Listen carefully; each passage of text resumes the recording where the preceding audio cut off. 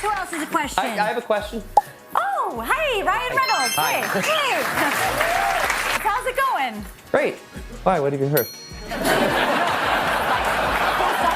Blake Lively has somehow managed to grab everyone's attention. Again, but this time, it's not for a glamorous red carpet moment or a hit movie. Nope, it's because word's gotten out that she's filing an $80 million lawsuit against Saturday Night Live after an on-air incident that left the actress feeling so exposed in front of millions. So, how exactly did a simple comedy sketch spiral into a full-blown legal battle with one of TV's most iconic shows? And what does this whole saga reveal about the extreme lengths celebs will go to in order to protect their precious public images? Buckle up, because we're diving into the wild chain of events that led to this jaw-dropping showdown between Blake and SNL. Today's drama centers around a shocking series of events involving Blake Lively, Ryan Reynolds, and a brutal on-air jab that set off a media firestorm.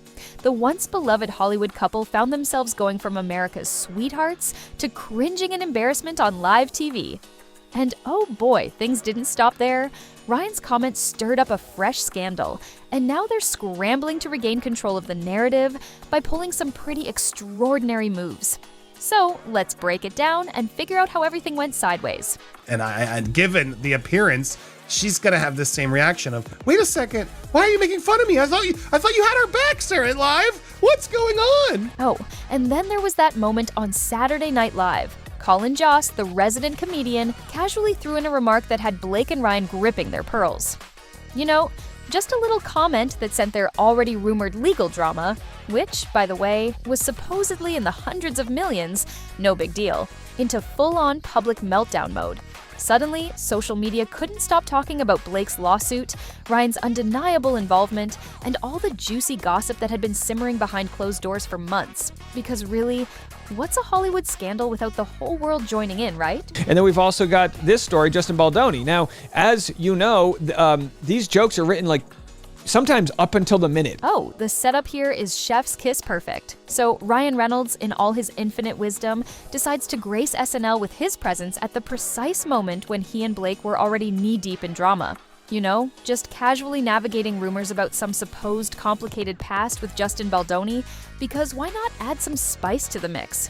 As if that wasn't enough, Ryan thought, hey, what better time to pop up in a sketch than when my life is basically a dumpster fire? Classic move. So there he is, in the middle of the storm, doing a lighthearted comedic bit. Totally normal, right? All it took was one innocent question, hey Ryan, how's it going? For him to spiral into a joke that made everyone think, wait, is he about to crack under the pressure?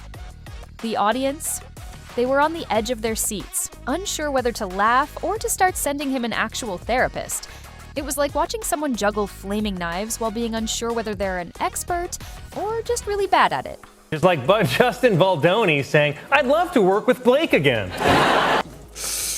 Ooh, and even the audience is like laughing, but like, should we laugh at this given what you did last week? And then enter Colin Jost, the master of off the cuff, or, you know, probably meticulously planned commentary.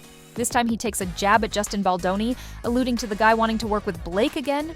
Sure, it started with a harmless political analogy, but oh no. Colin couldn't resist flipping the switch and suddenly bam! He's targeting Blake herself. Talk about a risky move. It was like a quick, snappy zinger that somehow managed to tie Justin's supposed innocent desire to collaborate with Blake to the doomed fate of a political relationship. Because, of course, that's where you go when you want to stir the pot.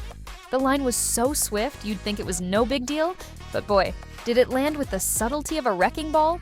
A comedic gut punch that had people wondering if Blake would file another lawsuit. This time for emotional damage. Colin is now married to Scarlett Johansson, who Ryan Reynolds allegedly, the rumors are, cheated on her with Blake Lively. Oh, and here's where it gets extra juicy. Some online detectives, because of course the internet never misses a beat, pointed out that Colin Jost is in fact married to none other than Scarlett Johansson, Ryan Reynolds' ex. So yeah, add a whole extra layer of spicy drama to this already simmering pot of tension. Was it intentional? Who knows? But the audience definitely picked up on the fact that this wasn't just a comedic remark. It was a loaded personal dig served up on a silver platter for everyone to feast on. Naturally, the internet lost its collective mind. People live for dissecting every little detail of Hollywood relationships, especially when it involves exes, current partners, and the occasional awkward joke. This was like throwing a grenade into a pool of gossip-hungry sharks. Prime material? What? Listen to Colin crack even before he says it, because he knows this is going to get me in trouble. Which is like Justin Baldoni saying, I'd love to work with Blake again. And just like that, news outlets and fans latched onto that tiny moment like a pack of ravenous wolves. Suddenly, Blake's perfectly curated image of being the gracious, relatable star was in serious jeopardy. Articles started popping up questioning her authenticity because, of course, a sarcastic joke on a live TV sketch totally strips away years of her charitable work and public persona. The internet then decided to go full investigative mode, rehashing old rumors and mocking the notion that Justin Baldoni, of all people, would want to work with her again. Cue the memes, the theories, and the fiery debates. Within 24 hours, 3.5 million people had already viewed or reposted clips of the joke, turning it into a viral firestorm. Talk about instant regret.